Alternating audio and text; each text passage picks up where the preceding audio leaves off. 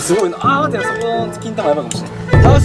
さあまずは後で見てくださいよ。おお、待ってよ、あんたのがやばいかもしれない。あんたのがやばいかもしれない。危ない、ギャン玉になっちゃう、ギャン玉になっちゃう。このまま走ったらどうなるの？確かに。そこから前のとこ行ってるんだよ、今。